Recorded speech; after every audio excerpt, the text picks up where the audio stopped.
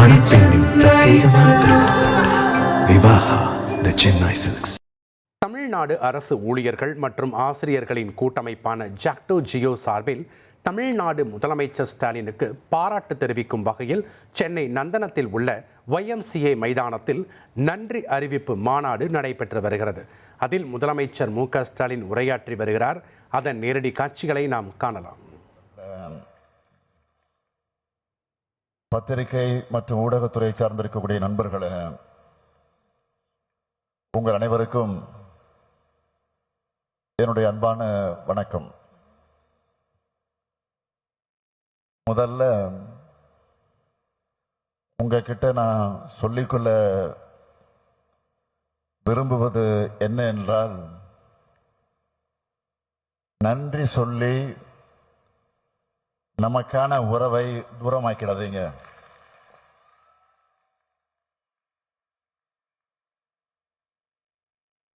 உங்க வேர்வை துளிகள் மதிக்கப்படணும்,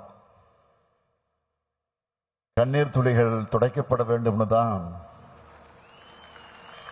உங்களுடைய கோரிக்கைகளை நாங்கள் நிறைவேற்றியிருக்கிறோம். மக்கள் பிரதிநிதிகளாக ஆட்சிக்கு வரக்கூடிய, ஆட்சி பொறுப்புக்கு வரக்கூடிய நாங்களும், அரசு ஊழியர்களாக மக்களுக்காக பணியாற்றக்கூடிய நீங்களும் சேர்ந்துதான் அரசாங்கம்.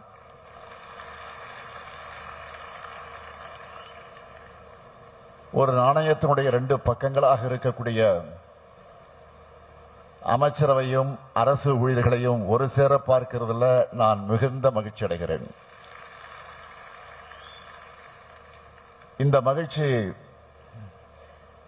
எனக்குள் மட்டுமல்ல, உங்களுக்குள்ளேயும் இருக்கிறத உங்கள் முகங்களை பார்க்கிற போதே தெளிவாக தெரிகிறது.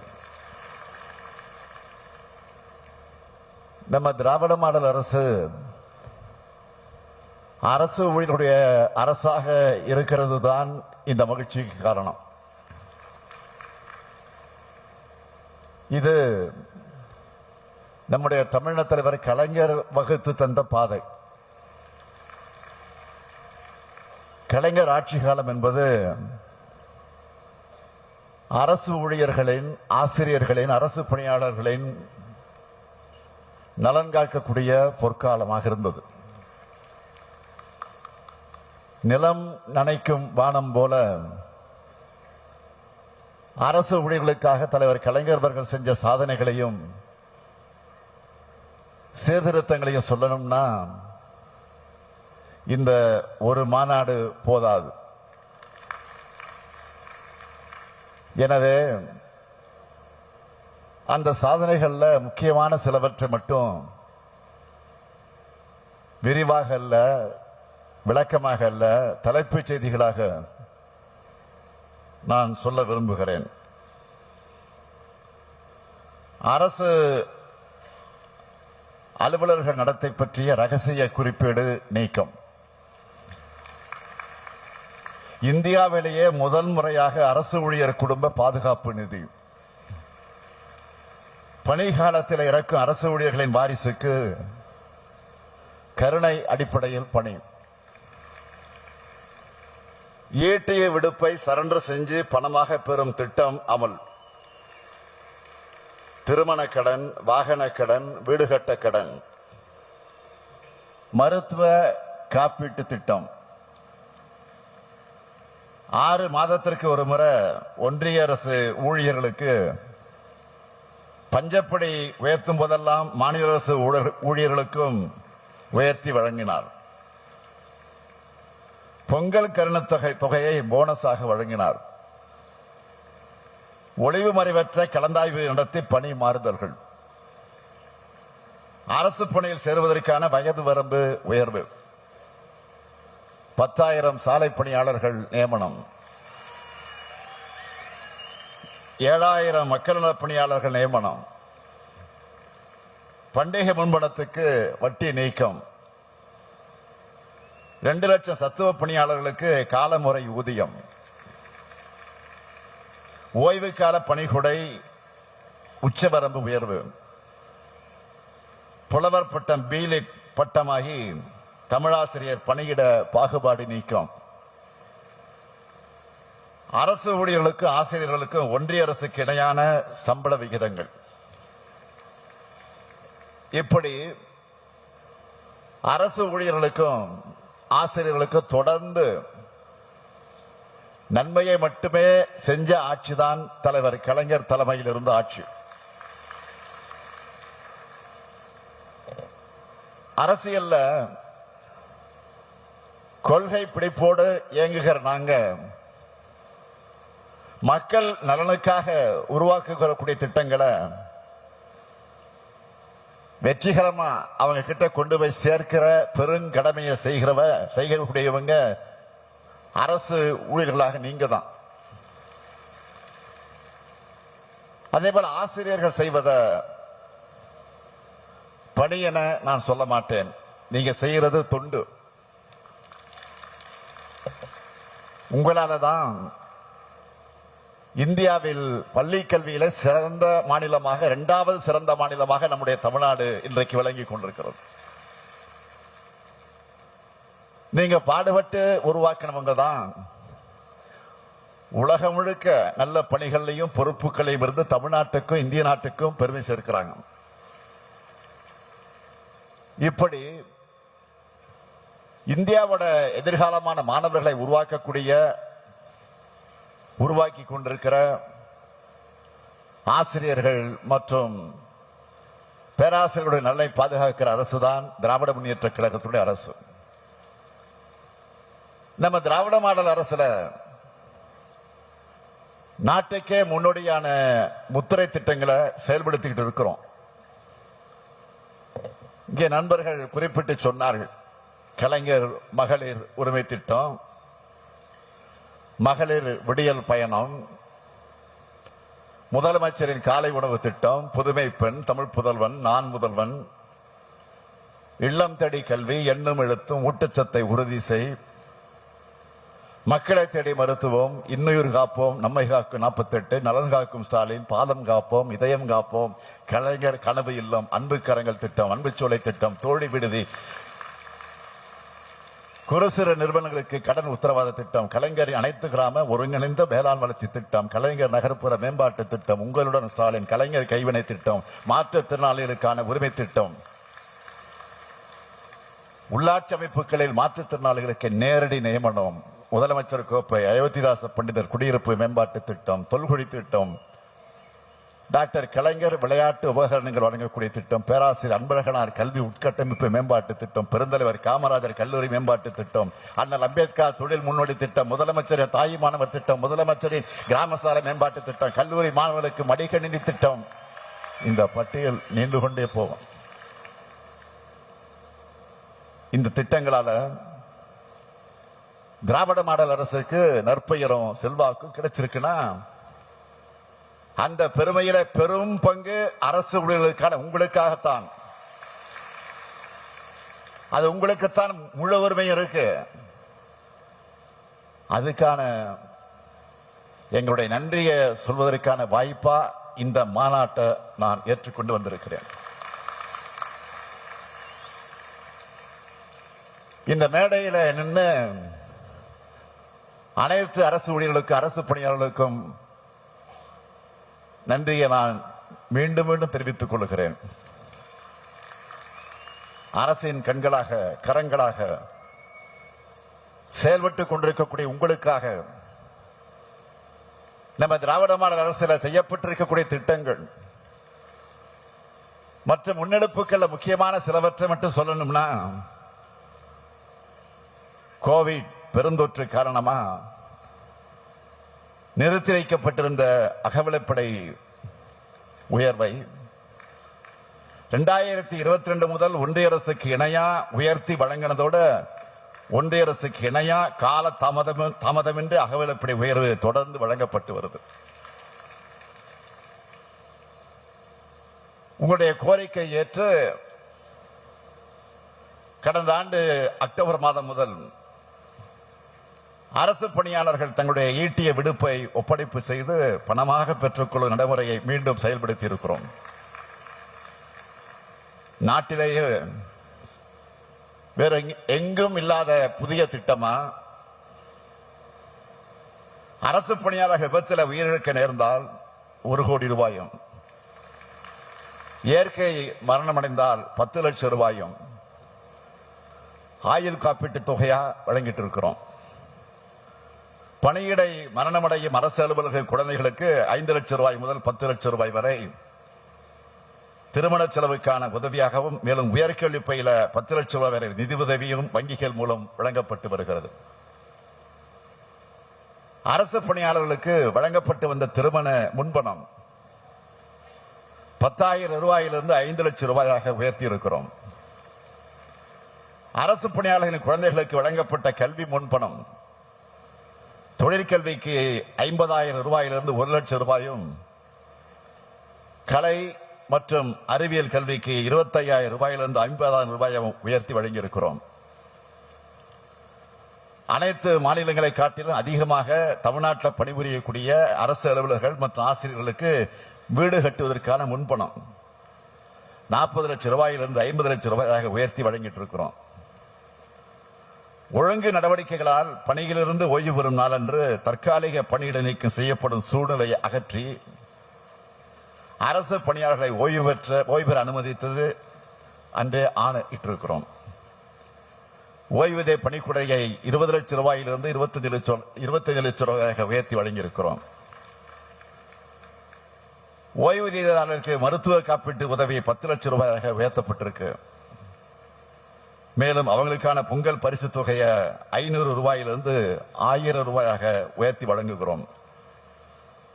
பெண் அரசு அலுவலர்களுடைய நீண்டகால கோரிக்கை ஏற்று மகப்பேறு விடுப்பை 9 மாதங்களிலிருந்து 12 மாதங்களாக உயர்த்தி இருக்கிறோம். பெண் அரசு ஊழியர்கள் தகுதிக்கான பருவத்தில் மகப்பேறு விடுப்பில் செல்ல நேர்ந்தால் அந்த காலத்தையும் தகுதிக்கான பருவமாக கருதணும் என்று ஆணையிட்டிருக்கிறோம்.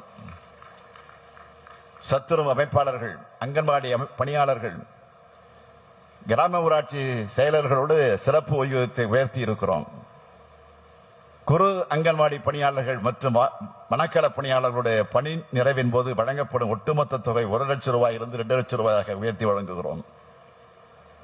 அங்கன்வாடி உதவியாளர்கள், சமையலர்கள், சமையல் உதவியாளர்கள் மற்றும் தூய்மை பணியாளர்களுக்கு பணி நிறைவின் போது வழங்கப்படும் ஒட்டுமொத்த தொகை 50,000 ரூபாயிலிருந்து 1 லட்சம் ரூபாயாக உயர்த்தி வழங்கப்படுது.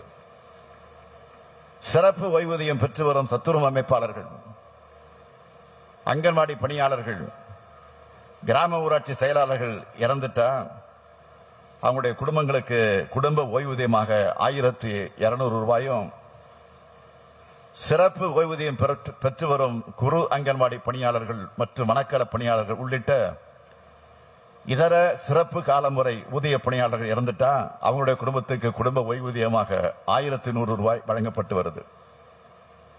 சிறப்பு ஓய்வூதியம் பெற்று வரும் அங்கன்வாடி உதவியாளர்கள், சமையலர்கள், சமையல் உதவியாளர்கள் மற்றும் தூய்மை பணியாளர்கள் உள்ளிட்ட இதர சிறப்பு காலமுறை ஊதிய பணியாளர்கள் இறந்துட்டா அவங்களுடைய குடும்பத்துக்கு குடும்ப ஓய்வூதியமாக 1,000 ரூபாய் வழங்கப்பட்டு வருது. சிறப்பு ஓய்வூதியம் பெற்று வரும் இந்த பணியாளர்கள் உயிரிழக்க நேரிட்டா இறந்த பணியாளர்களுடைய இறுதிச் சடங்கு செலவினங்களுக்கு 20,000 ரூபாய் வழங்கப்பட்டு வருது. நிரந்தர ஆசிரியர் பணியிடங்களில் சேர்வதற்காக பகுதி நேர ஆசிரியர்களுக்கு சிறப்பு மதிப்பெண் அளிக்கப்படுது. இது எல்லாத்துக்கும் மகுடம் சூட்டுகிற மாதிரி உங்களுடைய 20 ஆண்டு கால கோரிக்கையை நிறைவேற்றுற வகையில் பழைய ஓய்வூதிய திட்டத்தோட பலன்களை வழங்கக்கூடிய புதிய திட்டமான தமிழ்நாடு உறுதியளிக்கப்பட்ட ஓய்வூதிய திட்டத்தை செயல்படுத்தி இருக்கோம். சொன்னாங்களே, இந்த அறிவிப்பு வெளியான அன்று கோட்டையில நாம் இனிப்புகளை பரிமாறிக்கொண்ட அந்த பாச காட்சி தமிழ்நாட்டில் வரலாற்றிலேயே இதுவரை பார்க்காத காட்சி. இவ்வளவு பெரிய திட்டத்தை எப்படிப்பட்ட சூழல்ல நிறைவேற்றி இருக்கோம்னு மற்ற எல்லாரையும் விட உங்களுக்கு நல்லா தெரியும். ஒவ்வொரு ஆண்டும் நமக்கான வரி பகிர்வை ஒன்றிய அரசு குறைச்சிக்கிட்டே இருக்கு. ஒன்றிய அரசினுடைய திட்டங்களுக்கான நிதியை கூட குறைச்சிட்டு இருக்காங்க. அந்த நிதியை கூட முறையா வழங்குறது இல்ல. ஜிஎஸ்டி மாற்றங்களால மாநிலத்தோட வரி வருவாய் குறைஞ்சிட்டே வருது. இப்படிப்பட்ட சூழல்ல எல்லா துறைகளையும் நலத்திட்டங்களை செஞ்சாக்கணும். வருமானம் குறைவு, செலவு அதிகம், இதுதான் நம்முடைய நிலை. பேரறிஞர் அண்ணா தான் சொன்னார், பெட்டி இருக்கு, பூட்டு இருக்கு, சாவி இருக்கு, ஆனா பெட்டி காலியா இருக்குன்னு சொன்னார். திட்டமிட்டு செயற்கையா இந்த நிதி நெருக்கடியை உருவாக்குறாங்க. அரசியல் ரீதியாக மட்டுமல்ல, நிர்வாக ரீதியாகவும் அவங்களை வெற்றிகரமாக சமாளிச்சுதான் அரசு ஊழியர்களுடைய கோரிக்கைகளையும் நிறைவேற்றிட்டு இருக்கோம். பழைய ஓய்வூதியம் குறித்த கோரிக்கையை 22 ஆண்டுகளாக நீங்க வச்சுக்கிட்டு இருக்கீங்க. யார் ஆட்சியில இந்த உரிமை பறிக்கப்பட்டுச்சு? அதிமுக ஆட்சியில. அப்போ நீங்க நடத்தின போராட்டங்கள் சாதாரணமானதா? வேர்வை துளி சிந்தி உழைச்ச உங்களுக்கு ரத்த கண்ணீரை வர வச்சதுதான் கருணையில்லா அதிமுக ஆட்சி. ஆனா இது அனைவரையும் அரவணைக்கக்கூடிய கருணை வடிவமான திமுக ஆட்சி இப்போ. அதனாலதான் உங்களுடைய கோரிக்கைகளை எல்லாம் பரிசீலிச்சு அரசு அலுவலர்களுக்கான முறையான ஓய்வூதியத்தை வழங்குவதற்கான தகுந்த பரிந்துரைகளை வழங்க நம்முடைய அரசினுடைய கூடுதல் தலைமைச் செயலாளர் ககன்தீப் சிங் பேடி அவர்களை தலைமையில ஒரு குழுவை அமைச்சோம். அவங்களும் அறிக்கையை அளிச்சாங்க. தொடர்ந்து நம்முடைய மாண்புமிகு அமைச்சர்கள் ஏவா வேலு, தங்கம் தென்னரசு, அன்பில் மகேஷ் பொய்யாமிழ் ஆகியோர் உங்ககிட்ட உட்கார்ந்து தொடர்ந்து பேசினாங்க. உங்களுடைய நலன் மற்றும் எதிர்பார்ப்புகள், தமிழ்நாட்டுடைய நிதிநிலை, எதிர்காலத்தில் அனைத்து அரசு அலுவலர்கள் மற்றும் ஓய்வூதியர்களுக்கு எந்தவித தடைகளும் இல்லாம முறையா ஊதியமும் ஓய்வூதியமும் கிடைக்க செய்ய வேண்டிய பொறுப்புன்னு எல்லாத்தையும் பரிசீலனை செஞ்சுதான் தமிழ்நாடு உறுதியளிக்கப்பட்ட ஓய்வூதிய திட்டத்தை அறிவிச்சோம். இந்த ஓய்வூதிய திட்டத்தினுடைய பலன்களை சுருக்கமா சொல்லணும்னா, மாநில அரசு அலுவலர்கள் பெற்ற கடைசி மாத ஊதியத்தில் 50 விழுக்காடு உறுதியளிக்கப்பட்ட ஓய்வூதியமாக வழங்கப்படும். இதுக்கு பணியாளர்களுடைய 10 விழுக்காடு பங்களிப்போட ஓய்வூதிய நிதியத்துக்கு தேவைப்படுகிற கூடுதல் நிதி முழுவதையும் தமிழ்நாடு அரசு ஏற்கும். 50 விழுக்காடு உறுதியளிக்கப்பட்ட ஓய்வூதியம் பெறும் ஓய்வூதியதாரர்களுக்கு ஆண்டுதோறும் 6 மாசத்துக்கு ஒரு முறை அரசு அலுவலர்களுக்கு வழங்கப்படுவதற்கு இணையான அகவிலைப்படி உயர்வு அளிக்கப்படும். ஓய்வூதியராக இறந்துட்டா அவருக்கு ஏற்கனவே பரிந்துரைத்த குடும்ப உறுப்பினர்களுக்கு அவர் பெற்று வந்த ஓய்வூதியத்தில் 60 விழுக்காடு குடும்ப ஓய்வூதியமாக வழங்கப்படும். அரசு அலுவலர்கள் ஓய்வு பெறும் போதும் பணிகாலத்தில் இறக்க நேரிடும் போதும் அவரவரின் பணிகாலத்திற்கு ஏற்ப 25 லட்சம் ரூபாய்க்கு மிகாமல் பணிக்கூட வழங்கப்படும். புதிய உறுதியளிக்கப்பட்ட ஓய்வூதிய திட்டம் செயல்படுத்தப்பட்ட பின் ஓய்வூதியம் பெறுவதற்கான தகுதி பணி காலத்தை நிறைவு செய்யாம பணி ஓய்வு பெறும் அனைத்து அலுவலர்களுக்கும் குறைந்தபட்சம் ஓய்வூதியம் வழங்கப்படும். பங்களிப்புடன் கூடிய ஓய்வூதிய திட்டத்தின் பணியில் சேர்ந்து தமிழ்நாடு உறுதியளிக்கப்பட்ட ஓய்வூதியம் செயல்படுத்துவதற்கு முன்னர் இடைப்பட்ட காலத்தில் ஓய்வூதியம் இன்றி பணி ஓய்வு பெற்றவங்களுக்கு சிறப்பு கருணை ஓய்வூதியம் வழங்கப்படும். இனி இதை கருணை ஓய்வூதியம் சொல்லாம உங்களுடைய உழைப்புக்கான உரிமை தொகை என்றே வழங்குவோம். இந்த திட்டத்தை அறிமுகப்படுத்துறதுனால ஓய்வூதிய நிதியத்துக்கு தமிழ்நாடு அரசு கூடுதலா 13,000 கோடி ரூபாய் அளிக்கணும். இது மட்டுமல்லாம தமிழ்நாடு அரசு ஆண்டுதோறும் சுமார் 11,000 கோடி ரூபாய் அரசின் பங்களிப்பா வழங்கணும். இந்த பங்களிப்பு தொகை பணியாளர்களுடைய ஊதியத்திற்கேற்ப ஒவ்வொரு ஆண்டும் மேலும் உயரும். இப்போ தமிழ்நாடு அரசு சந்திச்சுட்டு வரக்கூடிய கடுமையான நிதி சூழலையும் அரசு ஊழியர்கள் மற்றும் ஆசிரியருடைய நலன்களை காக்கணும்னு இப்ப சொன்ன அத்தனை செலவினங்களையும் தமிழ்நாடு அரசே ஏற்கும்னு நான் உறுதியளிக்கிறேன். இந்த ஓய்வூதிய திட்டம் எவ்வளவு சிறப்பானது என்று தமிழ்நாடு அரசு ஊழியர் சங்கத்துடைய பொதுச் செயலாளர் திரு சோமசுந்தரம் அவர்கள் உள்ளிட்ட பலரும் பேட்டிகள் எல்லாம் கொடுத்திருக்கிறாங்க. நான் படிச்சு பார்த்தேன். அதையெல்லாம் நீங்க அனைத்து அரசு ஊழியர்களுக்கும் அவங்களுடைய குடும்பங்களுக்கு நீங்க எடுத்து செல்லணும். எதிர்கட்சி தலைவராக இருக்கக்கூடிய மாண்புமிகு திரு பழனிசாமி அவர்கள் ஆட்சியில் இருந்தப்போ அரசு ஊழியர்கள் எல்லாம் எப்படி கொச்சைப்படுத்தி பேசினார் குறிப்பிட்டு சொன்னாங்களா, எப்படி எல்லாம் விளம்பரம் கொடுத்தாங்க என்பதை பற்றி எல்லாம் நான் அதிகம் நினைவூட்ட வேண்டிய அவசியமே கிடையாது. ஒட்டுமொத்த தமிழ்நாட்டு மக்களுக்கு ஒரு எதிரான கூட்டணி அமைத்திருக்கக்கூடியவர்கள் அரசு ஊழியர்களுக்கு மட்டும் ஆதரவாக இருப்பாங்களா? சிந்திச்சு பாருங்க. ஆனா நாங்க அப்படி இல்லை. எங்களை பொறுத்த வரைக்கும் சொன்னதைத்தான் செய்வோம், சொல்வதைத்தான் செய்வோம். செஞ்சு உங்களுடைய பாராட்டுகளையும் பெறுவோம். நான் உறுதியாக சொல்லுகிறேன், உங்களுடைய கோரிக்கைகள், கனவுகள், எதிர்பார்ப்புகளை நாங்க நிச்சயம் திராவிட மாடல் 2.0 ஆட்சியிலும் தொடர்ந்து நிறைவேற்றுவோம்.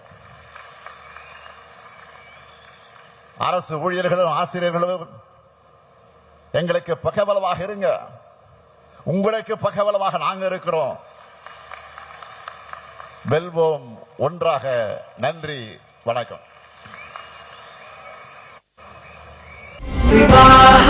மணப்பெண்ணின் பிரத்யேகமான திருமணம் விவாஹா தி சென்னை சில்க்ஸ்.